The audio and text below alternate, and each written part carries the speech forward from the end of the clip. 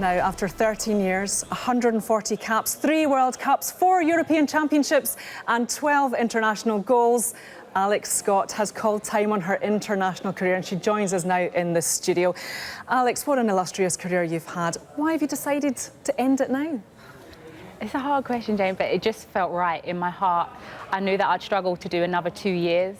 If you asked me to play in a tournament that was tomorrow, I'd most probably say yes, but it's hard. The build up to a tournament, putting your body through strenuous amount of stuff, I knew I couldn't do it, and I just feel it was the right time to walk away. Was it a decision that took you a long time to come to? Yeah, absolutely. I went away after the Euros, went away on holiday and really thought about, okay, do I really want to do this? Because it's something that I started. The dream was always to play for England from when I was a young 8-year-old that first signed for Arsenal. So yeah, it was an easy decision. I knew it was something that took a lot of sacrifice. But like I said, in my heart, it just feels the right time. It's fair to say that the women's game's going through a very difficult time right now. Mark Sampson and the FA have been accused of bullying and racism by her former teammate Eni Aluko. Did you witness that or experience that? No, I can't tell you anything because I wasn't part of the investigation. But the way I've been raised, you know, if there was anything going on in front of me that I would see, any form of discrimination, I'd be a person to speak out. But I can't. I can only speak on my experiences, which, you know, I'm lucky enough and fortunate enough to every England camp that I've been a part of, from when I first started to the last one at the Euros. I've had a wonderful time and I wouldn't change any of it. We've got to make it clear, obviously, that Mark Sampson has been cleared by 2 separate inquiries of any wrongdoing and he denies these allegations. Did you feel, however, that if you complained about anything while in the squad that you would be deselected, as some of your former teammates have said?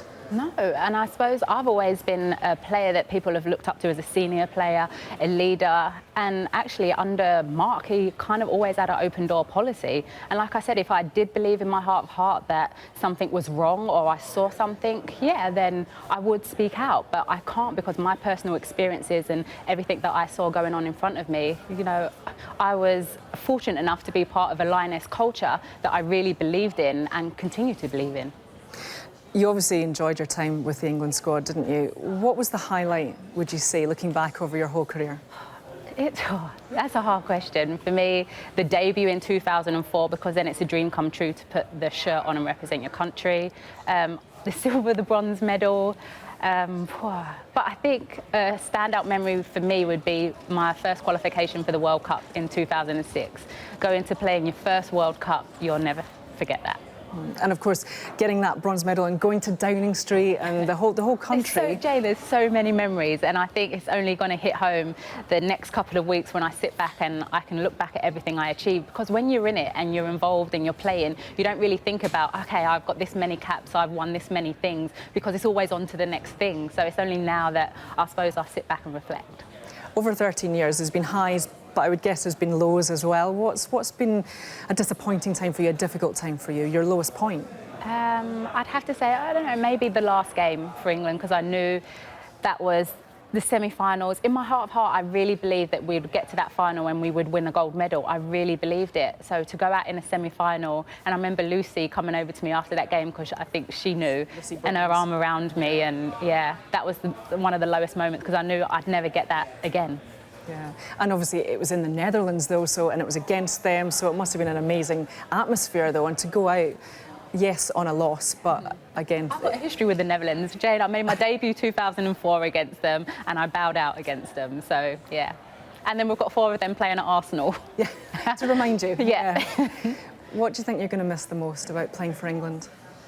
Oh, for me, it's like a family. You're part of a culture, an environment, your teammates, and just putting on that Three Lions shirt and singing the national anthem always gave me goosebumps. So I'm going to miss it all. I bet it'll bring a tear. You're going to make me cry, aren't you? I was going to say, it does bring a tear to your eye though when the national anthem is playing and you feel that in your heart and you look across all your teammates, and to not have that bonding anymore is difficult. Yeah, walking away from a team environment is so hard. But I've been so fortunate enough to be a part of so many amazing memories that I can just always look back with a smile on my face. Just briefly, I know you're still going to be playing with Arsenal, of course. What else are you going to be doing? Well, it's no secret that I've already been making the transition into broadcast media. I'd done a degree in it a couple of years ago. I think I was always forward thinking. I was always thinking, well, what after football? So yeah, fingers crossed that that continues to go well for me.